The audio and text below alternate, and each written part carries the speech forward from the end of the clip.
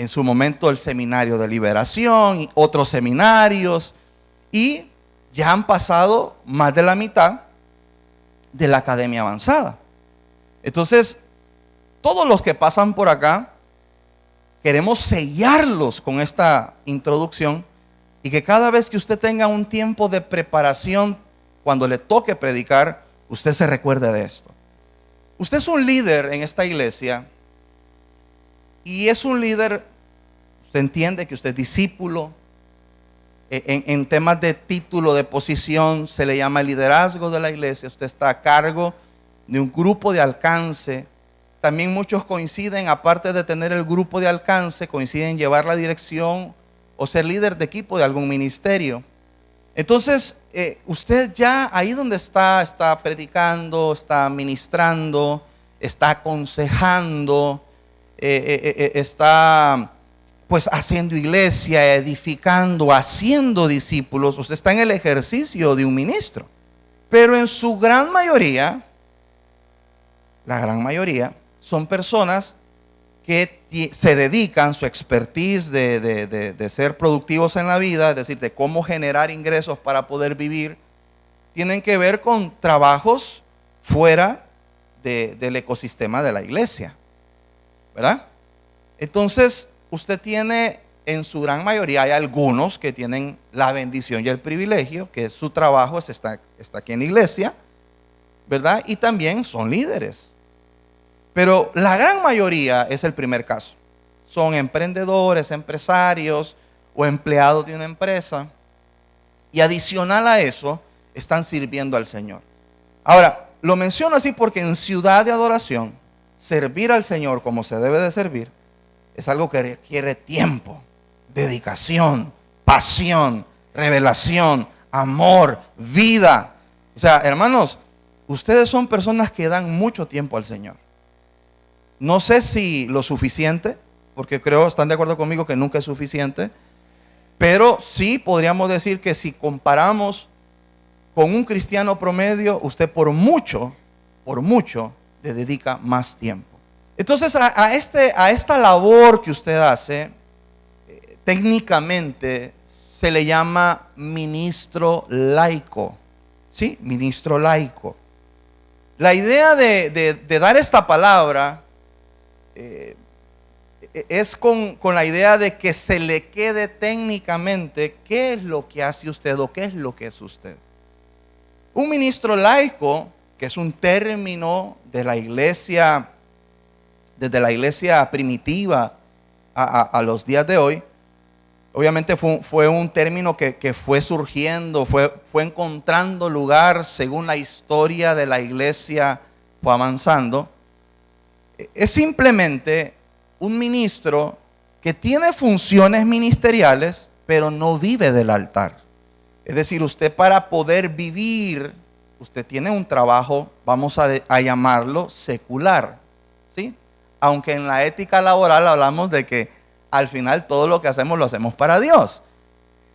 Pero para poder entender un trabajo que no tiene que ver con la institucionalidad de la iglesia. Pero, aunque usted no trabaja, no es de la nómina, no es de la planilla de nuestra iglesia, en la gran mayoría de ustedes, sí tienen deberes ministeriales. Son personas que ministran, imparten, predican, tienen gente a cargo. La mayoría de ustedes sirve o dirige inclusive un ministerio. Y esos son labores ministeriales, pero laicos, porque no viven de la ofrenda del altar. ¿Y por qué hago esta aclaración? Porque es importante, si ponemos eso como aclaración, pues entendemos de que hay personas como su servidor que tiene una oficina ministerial y aparte de eso, yo no soy voluntario. Yo me debo a vivir del altar. En esta iglesia no solo el pastor vive del altar, los pastores. En esta iglesia hay 27 personas en la actualidad que trabajan directamente o en esferas del ecosistema de nuestra iglesia. Hay 27 personas. Y queremos más. por la iglesia que somos. Y de esos, póngale, 14 personas tienen que ver directamente con oficio del ministerio, que es un buen número. Imagino que de aquí a cuando lo vean las otras generaciones, ese grupo va a ser más grande. Por dar un muy buen ejemplo, están aquí los pastores Hernández, ¿verdad? Por ejemplo, la gerente de finanzas de nuestra iglesia, que es Nicole Évora. Está la gerente de producción, que es Marjorie Ramírez. Y tienen estos títulos de gerencia porque son personas que gestionan esas áreas. Tenemos nuestra building manager, que es Katie Oseguera, que es la persona que se encarga de administrar todas las áreas de nuestra iglesia. Y de hecho hace poco tuvimos una reunión muy bonita con esas 3 gerencias, donde yo les explicaba, mírense de esa manera, que ustedes no son mis asistentes, sino que ustedes administran recursos que se sostienen con los recursos del altar. Entonces, estas personas y otras personas, somos personas que popularmente se le dice trabajan a tiempo completo. Sí, ese es el término que se utiliza. Y estas personas, adicional de eso, tienen deberes ministeriales, pero no son voluntarios. Esas personas trabajan acá, ¿sí? Igual su servidor. Pero el ministro laico es aquel que trabaja en una empresa, trabaja en una operación diferente al ecosistema de la iglesia, pero tiene deberes ministeriales. Amén. Entonces, aquí hay un balance que queremos hacer. Porque siempre, de alguna manera, se diga o no se diga, siempre se espera un poco más del ministro que vive del altar. ¿Verdad? Siempre como que se espera más. Y digamos que al voluntariado se le entiende, se le tiene una cierta tolerancia, una cierta paciencia adicional, porque es voluntariado. De hecho, hay lugares que no quieren ni siquiera decir que es un voluntariado, porque al decir que es voluntariado, parece que se está animando a que se haga medias. Pero no, lo correcto es un voluntariado. Creo que si le quitamos esa palabra, le quitamos lo loable, le quitamos lo honorable. Amén. O sea, hay que llamar las cosas por su nombre. La mayoría de ustedes son voluntarios. Y en el caso de ustedes que no solamente sirven, sino que tienen ministerio, hablando en el liderazgo, son ministros laicos. Ahora, como no le vamos a quitar lo honorable y lo loable y lo aplaudible, no se lo vamos a quitar, ¿verdad que no? Diga conmigo, soy voluntario. Ser voluntario no significa que usted da lo que así lo que le da, lo que cuando quiere, a veces si quiere. No. Voluntario significa que usted vino de su voluntad y dijo, yo quiero servir al Señor y lo voy a hacer bien. Y lo voy a hacer con excelencia. Y lo voy a hacer porque entiendo el misterio de la cruz y estoy agradecido y voy a dar de gracia lo que he recibido de gracia. Y usted comienza a llenar de convicciones por qué usted es voluntario. Y por ser voluntario no significa que uno no avisa cuando no puede llegar. Y por ser voluntario no significa que uno le vale, ¿verdad? No. Aunque usted es voluntario, usted se debe a una autoridad, usted se reporta a una autoridad. Y eso es lo que lo hace honorable. Entonces, menciono esto porque el mayor enemigo de la delegación de una prédica a un ministro laico es la indolencia. La indolencia. Y ya le voy a explicar cómo llegué ahí, porque por primera vez lo llamo así.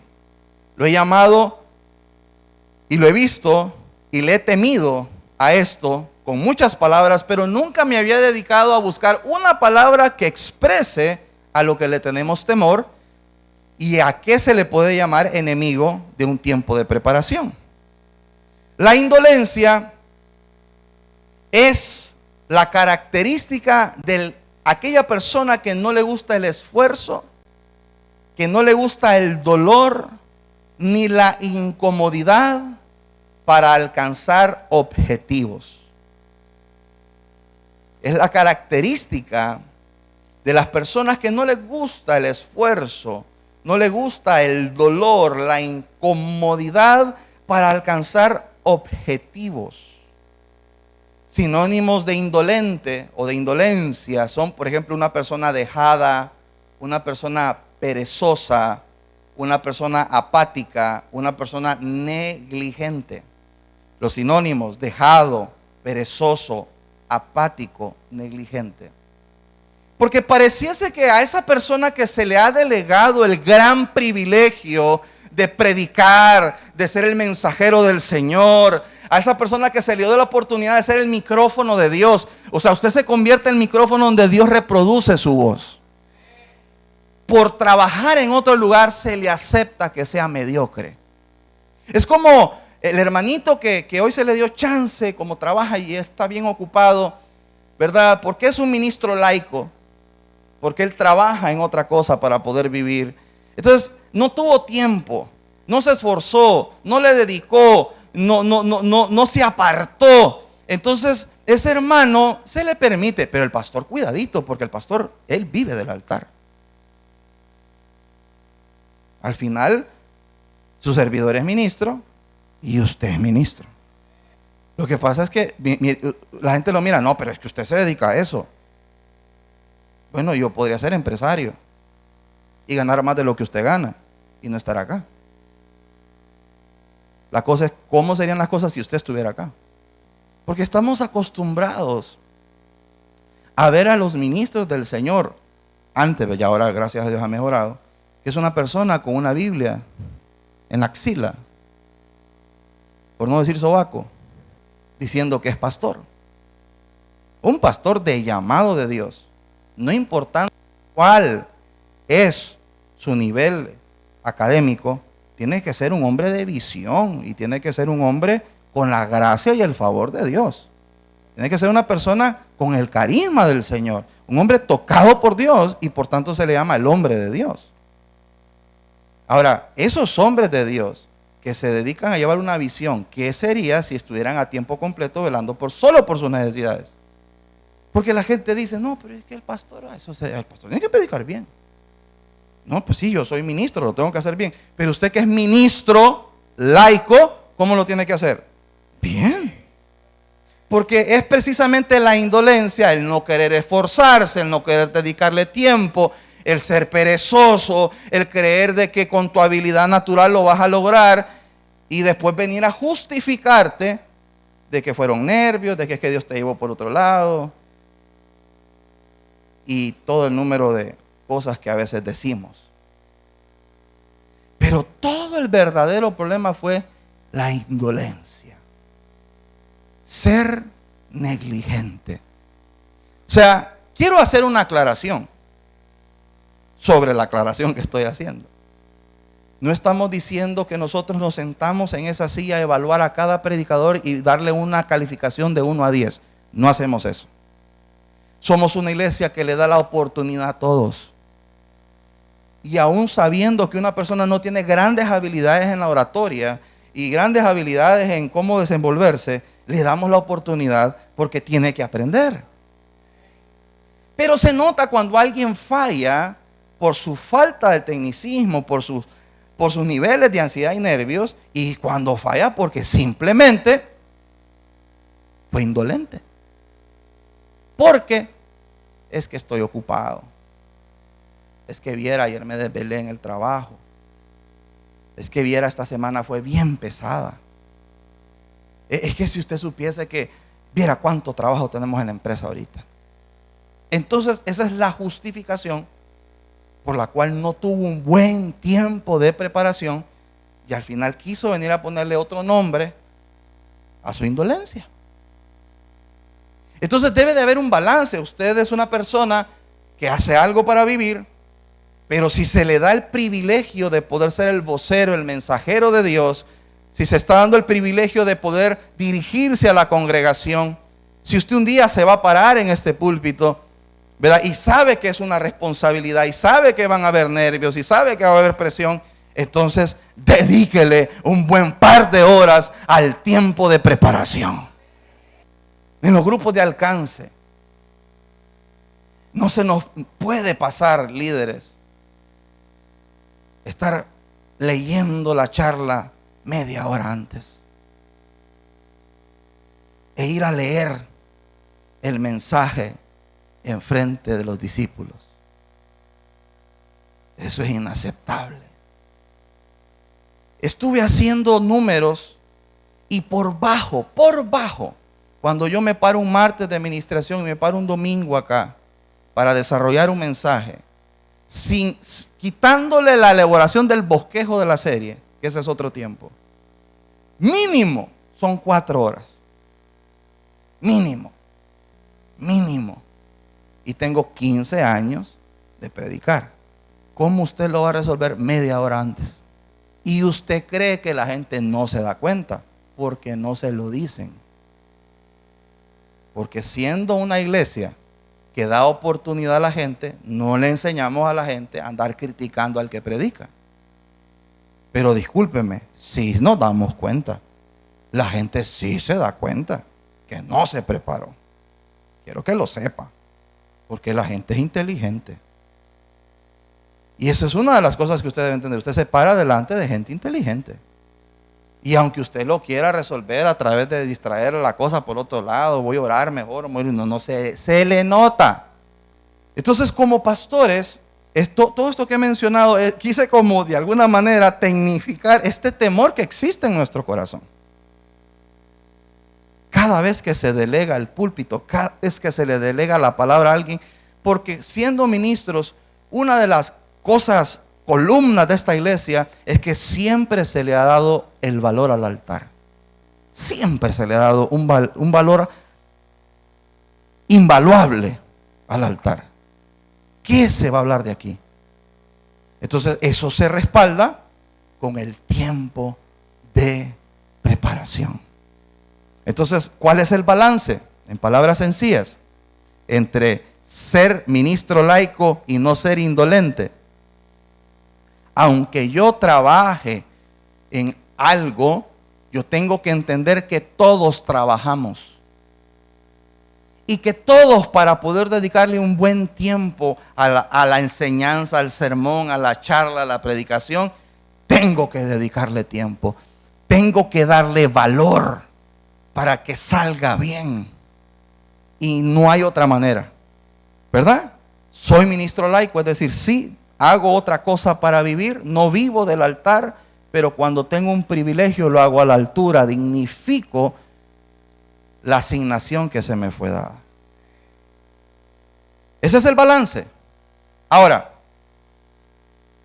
hago la aclaración antes de comenzar con las 10 claves que le quiero dar para tener un tiempo de preparación, que un mensaje, una predicación no solo tiene una necesidad homilética. ¿Y por qué lo menciono? Porque en la mayoría de materiales en los que escarbé y en los que busqué, pareciese que el tiempo de preparación solo se vincula con la parte del tecnicismo, con la parte de la homilética, de lo que hemos enseñado antes, ¿verdad? Que tiene que ver cómo yo voy a desarrollar el tema, cómo lo voy a bosquejar. No.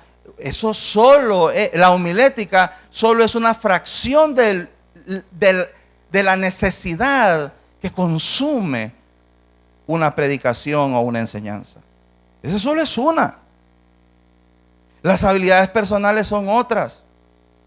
La parte de la información que se busca es otra. La parte del fundamento es otra. Pero veo poco enseñanza de la necesidad más latente de un tiempo de preparación, que es la búsqueda del rostro del Señor. Esa fue la necesidad de la que no encontré ni siquiera un párrafo. Pareciese que cuando se enseña teología, solo les enseñan a hacer bien un bosquejo, bien un discurso. Y se les olvida que realmente al final el éxito de un mensaje es haber representado al Señor de la manera correcta. Y empezamos a representar bien a alguien cuando transmitimos lo que esa persona quiere hablar. No porque lo dije bonito, no porque lo dije con un léxico complicado, no porque me vi interesante. Es que mi éxito como mensajero inicia sabiendo qué quiere hablar el que me ha enviado. Y eso, solo eso, lleva tiempo. Entonces, haciendo esas aclaraciones, vamos a pasar a estas 10 claves. Como les digo, estas son, pónganlo así, me puse a inquirir, a saber qué son las cosas que como pastores cuidamos al momento de tener un tiempo de preparación para una predicación, un mensaje, charla, una reunión que tenga que ver con una enseñanza de la palabra del Señor. Son 10 claves. La primera, somos mensajeros y cartas leídas. Así se llama la primera clave. Somos mensajeros y cartas leídas. Vamos a buscar en 2 de Corintios 3:2. 2 de Corintios 3:2. Dice así la palabra: nuestras cartas sois vosotros, escritas en nuestros corazones, conocidas y leídas por todos los hombres. Vamos a leer también el 3. Siendo manifiesto que sois carta de Cristo, expedida por nosotros, escrita no con tinta, sino con el Espíritu del Dios vivo, no en tablas de piedra, sino en tablas de carne del corazón. O sea, lo que está enseñándonos Pablo acá es que tenemos muy claro, por los 2 temas anteriores que hemos visto, que al final un predicador, porque estamos en el bimestre de los principios de la predicación, un predicador es un mensajero.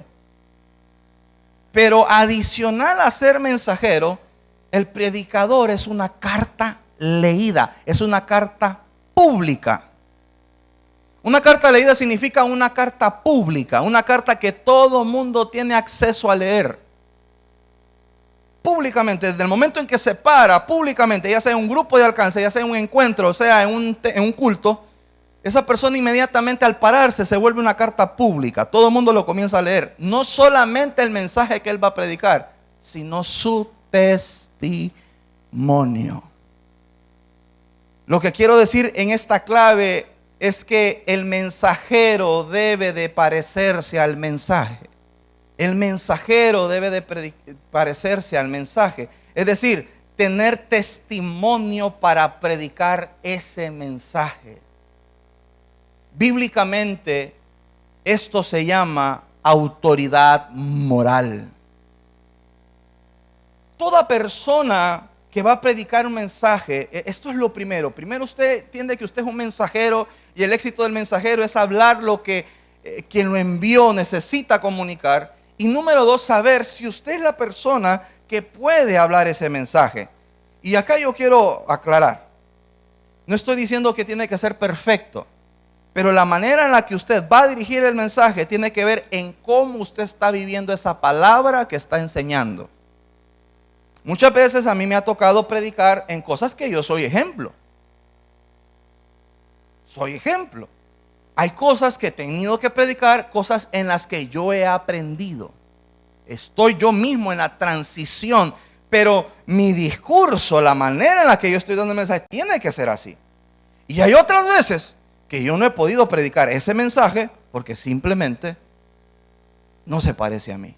Por lo tanto, es horrible pararse y hablar de algo que uno no vive. Y yo voy a dar un ejemplo de esto. Y mire, y va a quedar en las generaciones del tercer bimestre de Academia Avanzada. Es el día de hoy. Quiero que usted sepa que todas las charlas, juntamente con la pastora, las hemos hecho nosotros, desde Academia Básica hasta el día de hoy. Los seminarios, todo se ha hecho a través de lo que el Señor nos ha dado a nosotros. Todo. Y la charla del cuerpo, yo no la predico. Yo la hice y no la predico. ¿Por qué? Porque lamentablemente, y no lo digo orgulloso, y aquí me estoy desnudando un poco, no soy ejemplo en esa área. Es decir, yo no soy una persona que se reconoce o que sobresale por cuidar su cuerpo. No soy la persona que más lo maltrata, pero no soy una persona medianamente digna de predicar ese mensaje. Y es el día de hoy. Y ese mensaje no lo predico yo. Y buscamos a alguien que sea siempre ejemplo para predicar ese mensaje. Por darles como dicen, para una muestra un botón. ¿Por qué, mis hermanos? Porque es horrible pararse a hablar de un mensaje que usted no vive, que usted no conoce. Es horrible predicar un mensaje que usted se aprendió nada más. Por eso es importante, que siempre lo decimos, el primero en haber soportado, comido, alimentado, edificado, redarguido, exhortado el mensaje que te tocó tiene que ser la persona que lo está predicando. Tiene que volverse suyo aunque lo haya hecho otra persona. Entonces, en Marcos 1:22, ese era el éxito de Jesús. Puede leer Marcos 1:22. Mire lo que dice.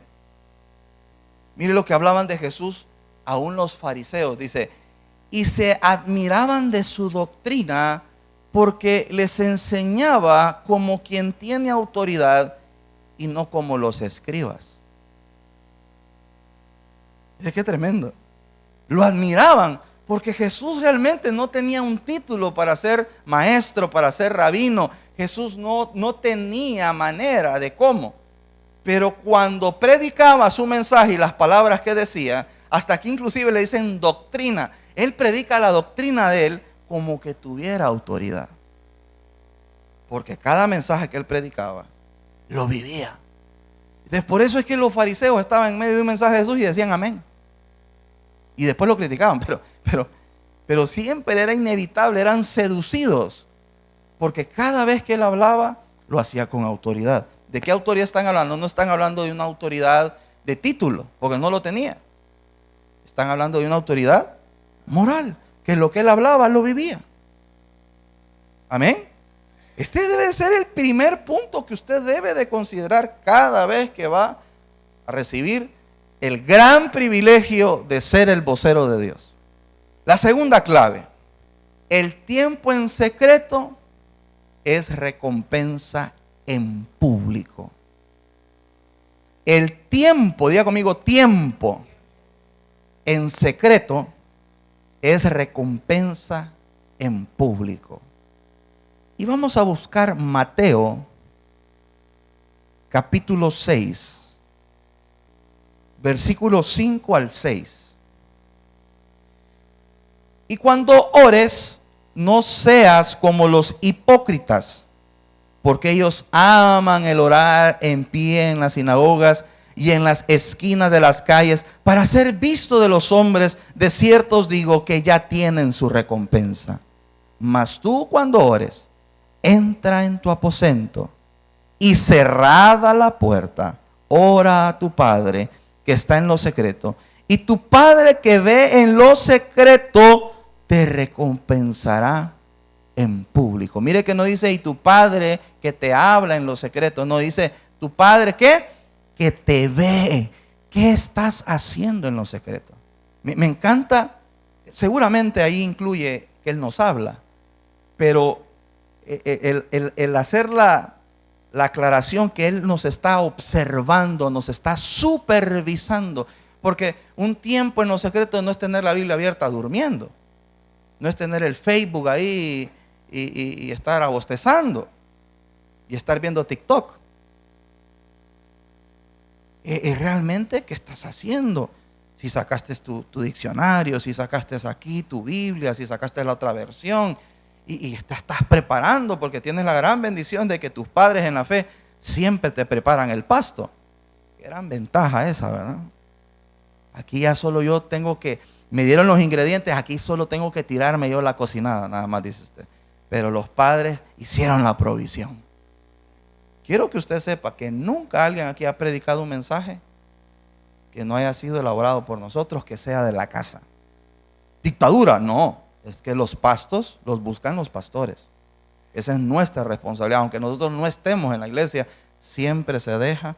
Obviamente, ¿verdad? Ese predicador viene y hace su trabajo y le pone su sazón y su testimonio y ¿verdad? Y obviamente nosotros observamos quién va a predicar ese mensaje, cómo lo vamos a delegar, ¿verdad?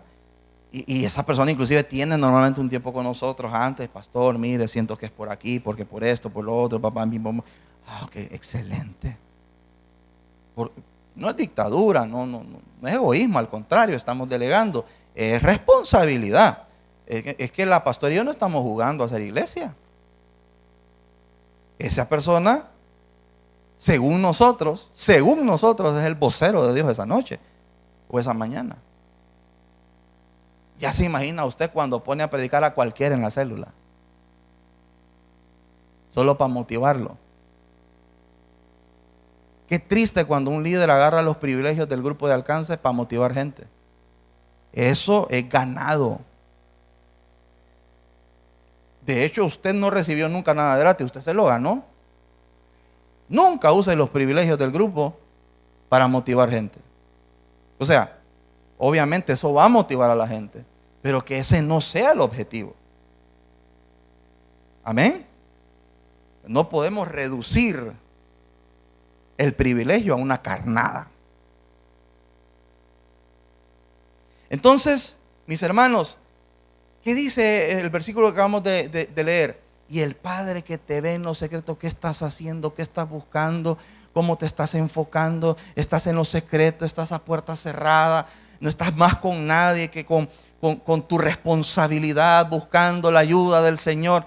¿Verdad? Y ese tiempo que está en lo secreto, ese tiempo que nadie te lo aplaude. A ustedes miran, pues ustedes miran los Facebook, ustedes creen que los Facebook se hacen en la impresora, ¿va? ¿Usted sabe cuántas neuronas hay ahí? Pero eso el Señor sí lo ve. Él sí lo ve. Entonces no puede ser menos en su responsabilidad, que es la mayoría es en el grupo de alcance. Sus discípulos tienen que de ahora en adelante tener este tiempo. Y cuando un discípulo no lo ha hecho bien, su deber es ir a decirle, no ir a matarlo, ¿verdad? No ir a desanimarlo, pero sí con amor y respeto hacerle las observaciones correspondientes. Y que no tienen que estar orientadas en el tecnicismo, porque el tecnicismo solo se mejora por la práctica. Estamos hablando de cosas como, ¿te dedicaste tiempo? ¿Te preparaste, la verdad? Porque yo te sentí que no te preparaste. Uno siente cuando, yo he visto gente nerviosa que se ha preparado, pero los nervios le ganan. Pero he visto gente que inclusive no se pone nerviosa, sobrada, haciéndolo que eso solo dice un montón de cosas evangelicoides. De esas cosas que dan ganas de decir amén. La cosa es que hay gente que sí lo nota. Entonces mire, el Padre que está en lo secreto te recompensa en público. Jesús es ejemplo que continuamente Él buscaba estar solo. Diga conmigo, solo. O sea, este tiempo de en lo secreto es un tiempo para estar solo. Yo en ese momento ni con la pastora quiero estar. Ella lo sabe. Ni ella conmigo. Al menos de que necesitemos apoyo y nos estamos ayudando en algún tema. Pero ella sabe que yo estoy ahí y ella no va a estar ahí. Yo necesito estar, ¿cómo? Solo. Solo. En lo secreto. Para que el Padre me recompense en público. Pero si nosotros queremos vernos públicamente bien y solamente nos interesa vernos públicamente bien, en lo secreto, ¿qué va a hacer el Padre? Jalarnos las orejas. Es al revés. Jesús era un ejemplo de esto. Le voy a dar citas bíblicas para que las escriba, de cómo en la Biblia dice, y Jesús se apartó y estando solo oró, y Jesús buscó estar solo, y Jesús acompañó a la multitud y las despidió para quedarse solo, y envió a sus discípulos y Él se quedó para orar solo, no con gavilla, solo. Le voy a dar algunas de esas citas, solo las citas para que usted las tenga y las busque. Mateo 14:23, Mateo 26:36, Marcos 6:46, Marcos 6:46, Marcos 1:35, Marcos 1:35, Lucas 6:12, Lucas 5:16 y Lucas 9:18. Voy a decir los Lucas. Lucas 6:12, Lucas 5:16 y Lucas 9:18. Así, hay más, pero ahí, para que le quede. Ahí después lo busca. Y usted a ver cuántas veces, y quedándose solo, oró. Y buscando quedarse, y los mandó a que se fueran mientras él oraba solo. O sea, siempre Jesús buscaba tener un tiempo en lo secreto para después ser recompensado públicamente. Clave 3. Lo que acabamos de hablar es tiempo secreto, tiempo solo. Y la siguiente se parece, tiempo de calidad. Esta es la número 3, tiempo de calidad. O sea, no solamente es estar solo, es que estando solo le vas a dedicar un tiempo de calidad al Señor antes de predicar. Amén. Porque estamos hablando puntualmente del tiempo para prepararnos para la predicación. Tiene que ser un tiempo de calidad. ¿Qué características tiene el tiempo de calidad? Primero, ¿qué cantidad de tiempo es? 30 minutos no es un tiempo de calidad, ni una hora antes de predicar. Tiempo de calidad tiene que ver cuánto tiempo es, qué recursos estás usando, cuánto te estás involucrando. Tenemos que entender nosotros, mis hermanos, en este punto, que solo le dedicamos tiempo a lo que le damos valor, a lo que amamos, lo que deseamos, a lo que nos interesa. Siempre usted que le dedica tiempo a algo es algo que usted desea, o algo que usted ama, o algo que usted valora, o algo que a usted le interesa. Si no está ahí, no le dedica tiempo. Entonces, ¿qué pasa cuando no le dedica tiempo a la prédica? ¿No le interesa? ¿No la desea? ¿No la ama? Salmo 63. Para fundamentar Salmo 63. Versículo 1. Y después leemos el 6. El 1 dice, Dios mío eres tú, de madrugada te buscaré. ¿Cuándo? Mi alma tiene sed de ti, mi carne te anhela, en tierra seca y árida, donde no hay aguas. Estamos hablando de alguien que está buscando al Señor de madrugada, porque no le ajusta encontrarlo en las horas normales, en las horas habituales. Alguien que está diciendo, Señor, hasta mi carne te anhela. Usted sabe qué es eso. Quiero que usted entienda, lo que desea estar con Dios es el Espíritu. Pero David estaba tan enamorado que estar con Dios se había vuelto una pasión de la carne. Aún mi alma, aún mi carne te anhela, por eso te busco hasta de madrugada. Tiempo de calidad. Y esta es una situación de matrimonio, ¿verdad? Por ejemplo, la esposa le dice, es que tú no me dedicas tiempo. Y él le dice, pero si todo el día he estado aquí al lado tuyo en el sofá viendo tele. Sí, pero es que estás ahí nada más. Pregunto, ¿le está dando tiempo?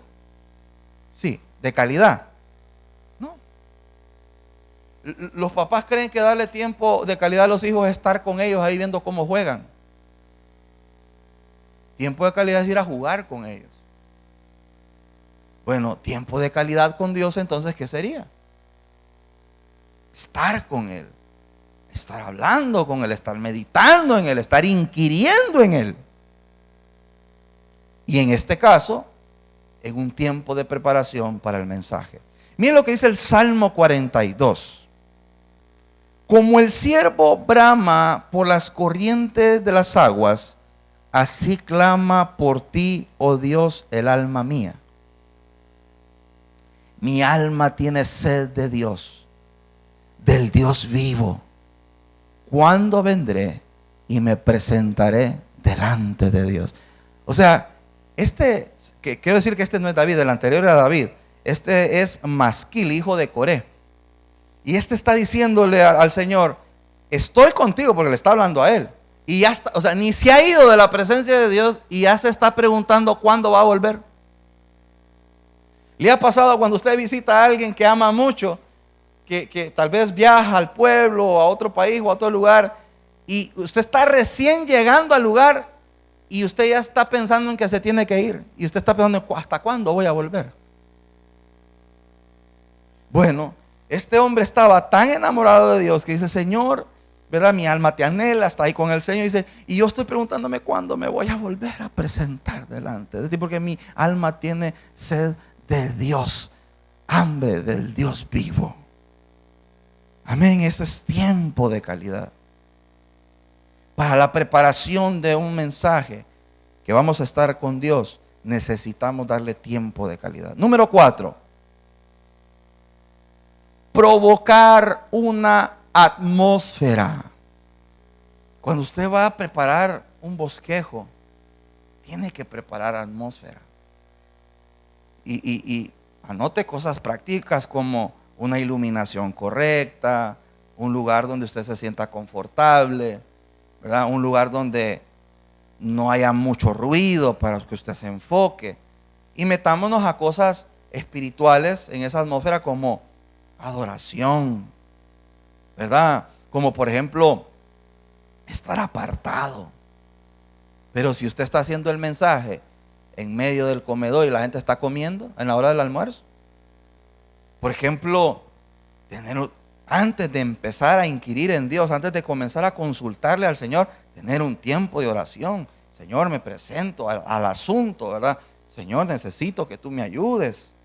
Un tiempo de preparar la atmósfera con palabra, con los recursos que usted va a usar para el mensaje, con el bosquejo que se le asignó y los otros instrumentos que usted va a usar. Comunión, usted tiene que estar en constante habla con Dios. Señor, ¿qué quiere decir este versículo para mi vida? Porque acuérdate que yo soy carta leída. Yo no voy a solo aprenderme un mensaje para ir a hablarlo enfrente. Yo soy carta leída. A mí la gente me va a leer. ¿Y sabe qué otra cosa? La más importante de todas. Escuche lo que dije. Para la atmósfera, lo más importante. Ponga el asterisco ahí. ¿Sabe qué hay en un tiempo donde hay atmósfera? Donde usted se ha apartado, donde usted le está dando un tiempo de calidad a Dios y donde usted está preparando una atmósfera. ¿Sabe qué no puede faltar? Olvide todas si quiere, pero esto no puede faltar: confesión. Si hay algo que va a ser un mensaje, es exhortarnos. Y nosotros no podemos desarrollar un mensaje con la condenación. ¿Se imagina usted condenado haciendo el mensaje?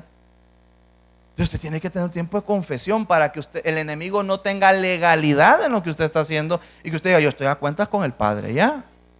Mire, hermano, yo quiero decirle algo que usted necesita saber es que una de las manifestaciones de la gloria de Dios, la manifestación que usted dice, si sucede eso, no es fe, no es unción, es gloria, es la confesión. Si usted quiere, mire, cuando yo miro a la gente moviéndose, que pasa al frente, la gente que como que está buscando al Señor en una administración, digo, esa es atmósfera de fe.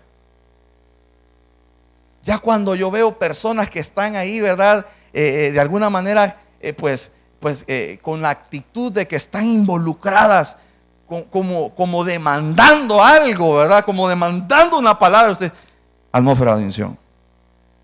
Pero cuando usted ve a alguien derretido, tirado, llorando, gritando y clamando, diciendo perdón, Señor, diciéndole cosas al Señor, usted diga, esa es la gloria de Dios.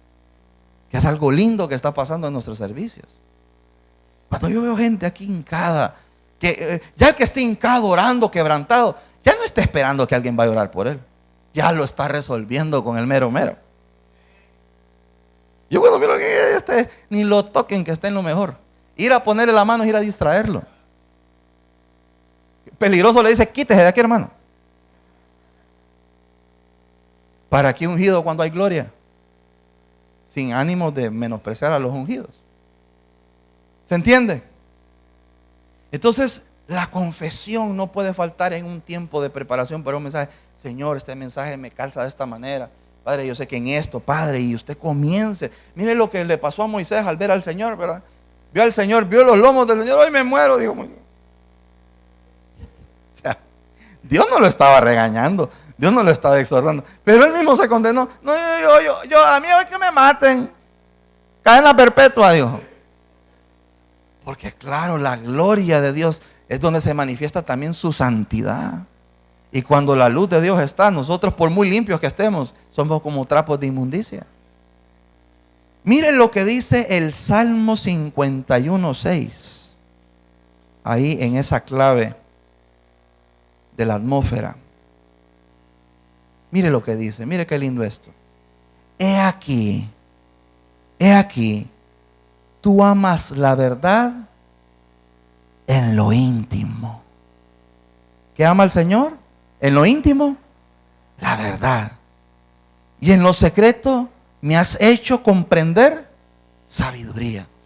Mire cómo se conjuga aquí el tiempo de confesión en la intimidad y queda como recompensa saber, sabiduría. ¿Y qué necesitamos nosotros para predicar? Tener sabiduría. Tú amas la verdad en lo íntimo y en lo secreto me haces entender sabiduría. Hermoso. Quinta clave: orar por denuedo. Esto es algo que siempre en un tiempo de preparación usted tiene que pedirle al Señor. Hay varias cosas que el Señor nos aconseja bíblicamente pedírselas. Por ejemplo, la sabiduría, dice la palabra, el que no tenga sabiduría, pídala, dice. O sea, hay que pedirla. El que no tiene fe, pídala. Pero mire lo que dice acá, es el denuedo. ¿Qué es el denuedo? Para que deje de ser solo una palabra interesante, el denuedo es el esfuerzo, el denuedo es dirección, intención, intrepidez para ejecutar una acción. O sea, el que hace algo con denuedo es una persona que lo hace sin dudar, lo hace con esfuerzo, lo hace con dirección, lo hace con intención. Es una persona intrépida. Y eso es denuedo. Entonces Pablo, lo puede buscar usted en Efesios 6, ora y le pide a sus discípulos que siempre pidan al Señor que a Él le dé denuedo para poder predicar. ¿Se imagina? Pablo, el perito arquitecto de la iglesia, haciéndole: hermanos, si quieren orar por mí, siempre pídanle al Señor que al momento de predicar me dé denuedo. Es decir, me haga esforzado. Que cuando yo esté predicando yo lleve dirección, intención. Que yo pueda ser intrépido cuando esté predicando. En el 6:18, lo vamos a leer hasta el 20, dice: orando en todo tiempo, con toda oración y súplica en el Espíritu, y velando en ello con toda perseverancia y súplica por todos los santos. Y después dice: y por mí. O sea, como ya oramos por todos, ya oramos por todos los santos. Ahora oren, ¿por quién? Por mí, por el predicador, a fin de que al abrir mi boca me sea dada palabra para dar a conocer con denuedo el misterio del Evangelio, por el cual soy embajador en cadenas, que con denuedo hable de él como debo de hablar. Que yo sea, que tenga dirección, que yo tenga intención, que yo sea intrépido, que yo sea intencional cada vez que predique. ¿Verdad? El denuedo. No sé si se acuerdan cuando leímos en Primera de Corintios, lo puede anotar. En Primera de Corintios 2, del 1 al 4. Cuando Pablo fue a la iglesia de Corintios Y nos da esta tremenda enseñanza. 1 Corintios 2, del 1 al 4. Y yo creo que es bueno, no me la voy a saltar, porque creo que es una buena escuela ese cuadro. 1 Corintios 2, del 1 al 4. Dice, esto es el denuedo. Esto, mire. Así que, hermanos, cuando fui a vosotros para anunciaros el testimonio de Dios, no fui con excelencia de palabras o de sabiduría, pues me propuse no saber entre vosotros cosa alguna, sino a Jesucristo y a este crucificado. Y estuve entre vosotros con debilidad y mucho temor y temblor, y ni mi palabra ni mi predicación fue con palabras persuasivas de humana sabiduría, sino con demostración del Espíritu y de poder. O sea, Pablo dice, yo no fui con un mensaje complicado, no fui a prepararme para hablarle a ustedes cosas complejas y profundidades, no. Me propuse, fui intencional, pudiendo hacer otras cosas, pudiendo hablar de otras cosas, porque créanme que podía hablar de otras cosas. No, me propuse una cosa, hablarles de Cristo y de este crucificado. Porque yo no iba a alardear de mi sabiduría humana, sino que iba a llevar una demostración, intención, ser intrépido.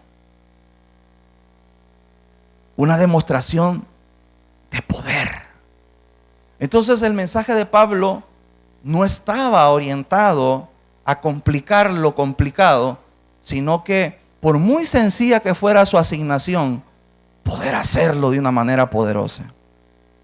Y créanme que para mí esto ha sido una enseñanza, porque obviamente me gusta la predicación y muchas veces trato de llevar el orden del mensaje, y a veces del Espíritu me salta una frase. Y es como que el Señor me dice, solo seguí diciendo esa frase, pero es tan difícil obedecer en ese momento. Porque uno dice, pero tengo tanto ahí, tengo otras cosas ahí. Pero es como cada vez que uno dice solo esa frase y uno obedece, es como que pasa algo. Pero uno está pensando, van a creer que no me preparé. Van a creer porque al final somos carne, ¿verdad? Van a creer que no tuve tiempo, van a creer que me descuidé. No. El Señor lo que me está dando es de nuevo. En esa frase hay algo. En esa frase está explotándole algo a alguien. A alguien se le está cayendo algo. A alguien se le está quebrando algo por dentro. Ese es el denuedo. Ser intencional, ser puntual. Me propuse una cosa, no 1000, no 100, no 10, una. Voy a hablarles de Cristo y de este crucificado. Porque esa era la asignación. Eso era lo que el emisor, se dice, ¿verdad? El que envía el mensaje. El emisor quería transmitir. Cristo crucificado para la iglesia de Corintios. Entonces, nunca en un tiempo de preparación nos creamos prudentes en nuestra sabiduría. Siempre pidamos denuedo. Clave número 6. El Espíritu recuerda la palabra, te recuerda la palabra que tú sabes. Por lo que entonces nosotros tenemos que tener palabra, escritura. ¿Cómo el Espíritu te va a decir 2 Corintios 3:18 si usted ni sabe lo que dice 2 Corintios 3:18? Entonces, es importante, por eso es que no se le puede dar el privilegio a todo mundo en todos los escenarios, sino que cada escenario tiene un techo para poder llegar. Claro, no es lo mismo predicar en un grupo de alcance que predicar en un encuentro, por ejemplo. No es lo mismo predicar en un encuentro que predicar en un culto. No es lo mismo predicar en un culto que predicar en un seminario. Siempre el Espíritu te va a recordar la palabra que tú te sabes. Entre más palabra usted se sepa, más el Espíritu le va a poder recordar esa concordancia. A veces usted va a estar ahí, usted va a estar, pero también está este versículo donde dice eso. Esto también se parece a aquello que recibí de aquel mensaje. Pues es importante que todos los que, miren, les voy a decir, la gente de la iglesia que nos visita el domingo, aunque de vez en cuando siempre tiro mi zurdazo por ahí, ¿verdad? Y les digo, todo discípulo tiene que tener un cofre para guardar tesoro.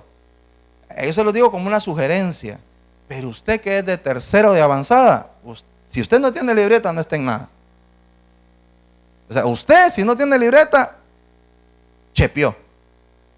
O sea, no se usted tiene, yo miro que todo el mundo escribe, ¿verdad? Obviamente, pero no solo acá en la avanzada, sino también, aunque ustedes no por el examen, no. Es que los exámenes de Dios son los procesos. Esos son los exámenes de verdad. Aquí son ahí que sacó 80, que sacó 100, que sacó 90, pero ese es un número. Los procesos de Dios son los exámenes de Dios. Y así como el mentor en el examen calla, el Señor en el proceso calla. Entonces siempre el Espíritu te va a recordar la palabra que tú te sabes. Si permaneces en el Logos, siempre tendrás rema. Si usted permanece comiendo, digiriendo palabra, mensajes, series, predicaciones, usted está teniendo un contacto con el Logos, pero tendrá rema entonces siempre. Siempre habrá una palabra creativa, creacional de Dios. El davor de Dios siempre va a estar ahí con usted. Por ejemplo, por dar un ejemplo, en Hechos 2:16, si ustedes se acuerdan, cuando llega el día de Pentecostés y comienzan a suceder todas aquellas cosas, ¿verdad?, sobrenaturales, la llegada del Espíritu Santo, la manifestación de los dones, comenzaron a haber manifestaciones del Espíritu Santo y había gente que estaba atónita, perpleja y se decían unos a otros, ¿qué quiere decir esto? Pedro queda viendo aquello y Pedro había leído el libro de Joel. Y Pedro dice, un momento, y se pone de pie y dice, esto fue lo dicho por el profeta Joel. Y en los posteros días dice el Espíritu del Señor, derramaré de mi Espíritu sobre toda carne. Y vuestros hijos y vuestras hijas profetizarán. Y comienza a hablar de la profecía. ¿Por qué se la recordó el Espíritu? Porque se la sabía. Pero si usted solo sabe Filipenses 4:13, todo lo puedo en Cristo que me fortalece. Y Juan 3:16. Ya el 17 no se lo sabe. Entonces imagínense todas las respuestas. Filipenses 4:13. Filipenses 4:13. No, ¿verdad? Entonces, tenemos que continuamente consumir logos para tener rema. Clave número 7. Y esta es un poco más práctica. La producción del mensaje. La producción, llamémosle producción del mensaje, aquellos apoyos que usted busca en el mensaje. Como alguna introducción, como alguna parábola, moraleja, como alguna imagen en este tiempo, o un video, o una actividad, o un recuerdo, o algo que sucede en el altar como un ejemplo. Eso se llama producción del mensaje. Producción es todo aquello que se elabora, todo aquello que se prepara. Entonces, cuando usted le da producción al mensaje, el primer objetivo es honrar la palabra. Honrar la palabra. Las personas son inteligentes y saben cuando usted está improvisando.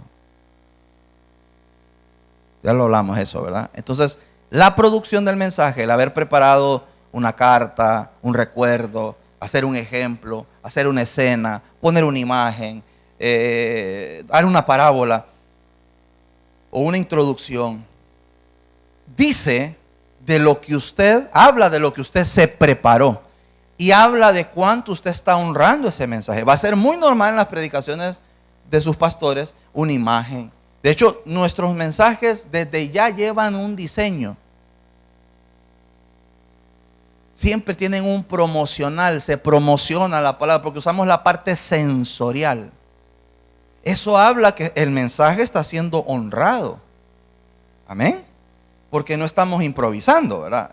Todo eso tuvo que elaborarse antes. Entonces hubo un tiempo de preparación.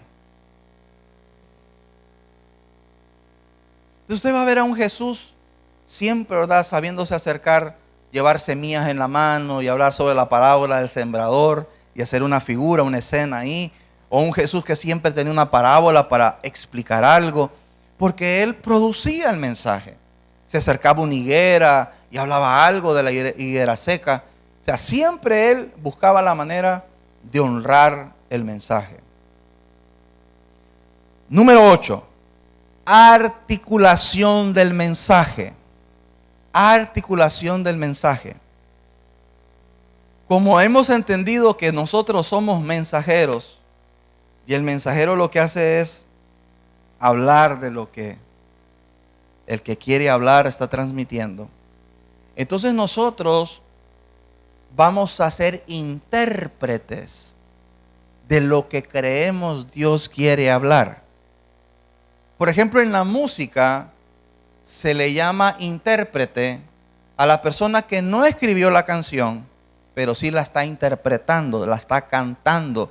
Y no solamente la está repitiendo, él está tratando de transmitir de una manera más integral la canción, con una escena donde está cantando en cierto tono, en ciertos acentos, con una escena de imagen corporal. O sea, hay personas que cantan bien, pero hay personas que son intérpretes, son esas personas que lo hacen llorar a uno con una canción, ¿verdad? Son esas personas que no solamente transmiten la letra de la canción, sino que también las emociones y los sentimientos. Bueno, el predicador se vuelve un intérprete, no solamente alguien que repite palabras y versículos. Tiene que volverse un intérprete. Y si a Dios le molestó algo en alguna escena, pues mostrar de alguna manera esa molestia. Y si a Dios le dio alegría a algo en la escena, pues mostrar esa alegría.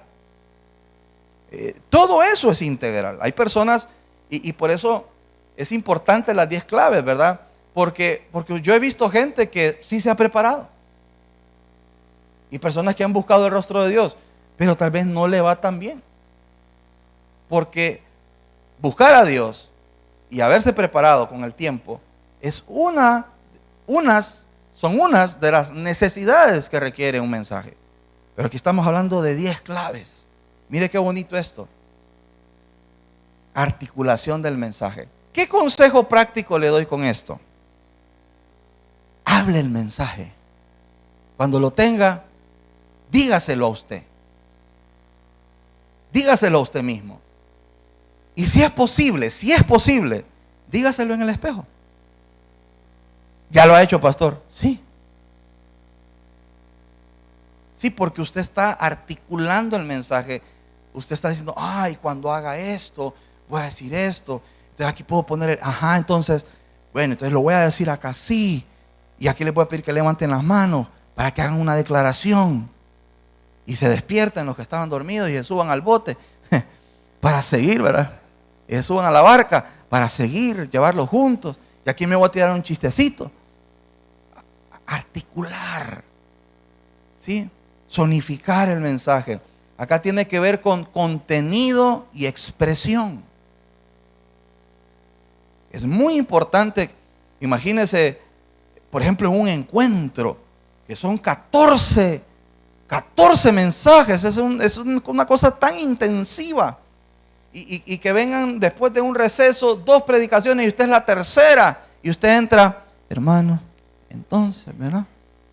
1 Corintios 3:16. Bueno, y también Juan, hermano, por mucho que usted haya estado 2 días con el Señor sin comer, los hermanos se le van a dormir. Entonces aquí es donde usted tiene que levantar, moverse, acercarse, ¿verdad? Interpretar. Si es algo importante, hermano, esto es importante. O sea, ¿verdad? Levantar la voz, bajarla en momentos. Porque bajar la voz, y eso lo vamos a ver en oratoria. Bajar la voz significa, yo quiero escuchar, qué interés. Porque quiere escuchar, y después la levanta. Y usted tiene que tener a la gente así, ¿verdad? Entonces, La articulación del mensaje es el contenido, la expresión, el fondo y la forma, el alma del mensaje. ¿Verdad? Número 9. Estamos casi terminando. Orar por los oyentes. Siempre dedíquele tiempo. Usted no sabe quién va a estar en algunas ocasiones, pero el Señor sí sabe quién va a estar. Entonces usted ore, mire lo que dice Efesios 4:29. Efesios 4:29. Dice, ninguna palabra corrompida salga de vuestra boca, sino la que sea buena para la necesaria edificación ¿de quién? De los oyentes, ¿verdad? A fin de dar gracia a los oyentes. Entonces, aquí se está hablando de la gente, de la tribuna, de la gente que va a oír. Y es importante que cada palabra que sale de nuestra boca sea para la edificación de ellos. Que no sea para lucirnos, que no sea para tener nuestros 45 o una hora ¿verdad? de protagonismo, sino que sea al final para la edificación de los oyentes. Porque este es un versículo que normalmente se usa solo para no decir malas palabras. No, porque no solo los oyentes son bendecidos por alguien que no dice malas palabras, sino también por aquellos que dicen buenas palabras, que dicen cosas relevantes, que son cosas de bendición, que dan perlas, que dan sabiduría. Amén. Y número 10, y no menos importante, la clave número 10 es el resultado de lo que hemos hablado. Un mensaje con unción. Esa es la clave 10. Un mensaje con unción. O sea, este es el resultado de haber apartado tiempo, de dar tiempo de calidad, de entender que aunque yo soy un ministro laico, voy a honrar y dignificar la oportunidad que se me ha dado, ¿verdad? Yo voy a darle al Señor, a pedirle al Señor de nuevo. Yo voy a decirle al Espíritu que me recuerde las concordancias, las citas. Yo voy a producir el mensaje, yo lo voy a articular, yo voy a provocar una atmósfera en ese tiempo especial que aparté con Dios. Entonces, el resultado de todo eso es un mensaje ungido. Porque, ¿qué es la unción? Y ya vamos a hablar de eso en otro tema.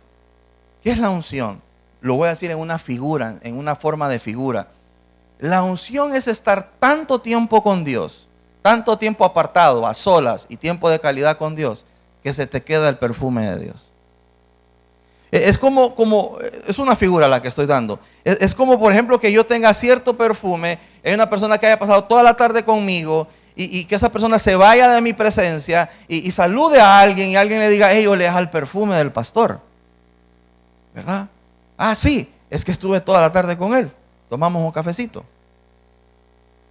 A veces mis hijos duermen conmigo y la mamá los molesta. ¿Qué oleas a tu papá?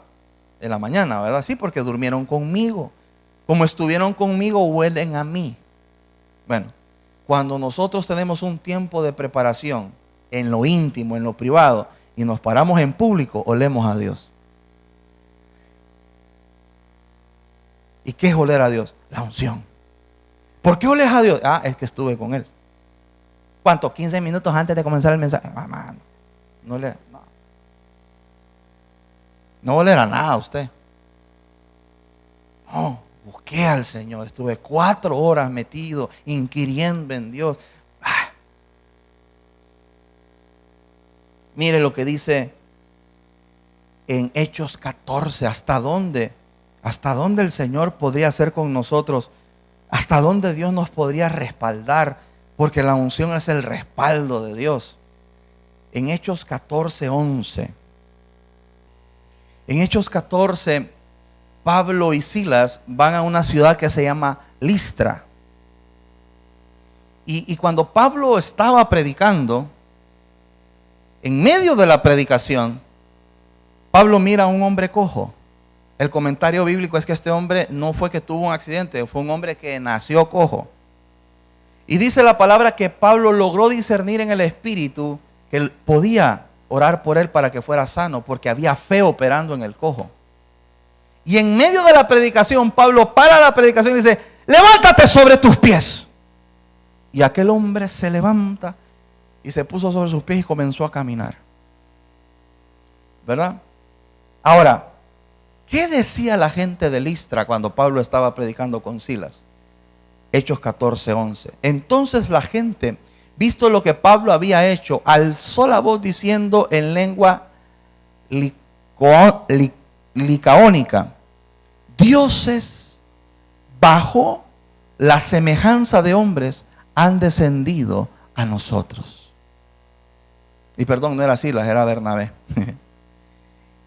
Y a Bernabé lo llamaban Júpiter y a Pablo Mercurio, porque este era el que llevaba la palabra. Ojo, yo no estoy diciendo que la gente de Listra estaba bien y estaba en lo correcto. De hecho, ellos al final se terminan yendo, ¿verdad? Pero, ¿qué unción debe de tener alguien para que lo confundan con Dios? Son personas que no solamente pueden hacer un show, porque miren, yo sé que hay gente que critica, ¿verdad?, ciertos ungidos diciendo: es show, es show, es show. Yo digo: ¿por qué no lo hacen ellos, ¿verdad? Pero verdaderamente es el tiempo que un ungido pasa en la presencia de Dios lo que le da el olor de Dios. Y es eso cuando uno se acerca a alguien y uno pone su mano o da una palabra o predica un mensaje y hace la diferencia. Lo que buscaste en lo secreto, Dios lo va a premiar, lo va a galardonar en público.